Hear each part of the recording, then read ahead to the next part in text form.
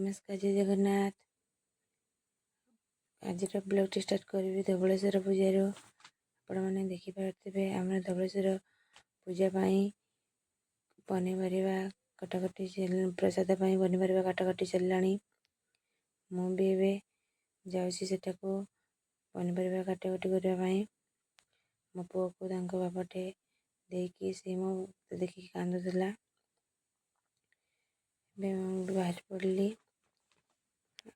देखिपे आमर काकी और दीदी समस्ते मिसी मिलिकी आम पनीपरिया काटाकटी करने बाहरी पड़ू।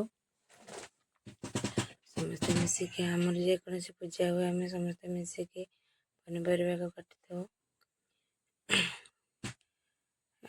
आमर काका भी तंकर पूजा से आरंभ कर सारे। प्रथम से अग्नि पूजा निया जड़े कि हांडी से प्रसाद तैयारी करने बस सारे।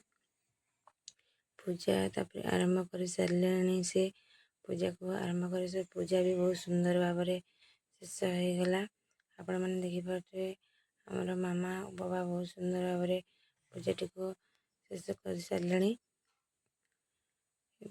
समस्त को प्रसाद दे यदि वीडियो टी भल लगे सब्सक्राइब करेंगे, बेल आइकन को प्रेस करेंगे, लाइक करेंगे। जगन्नाथ।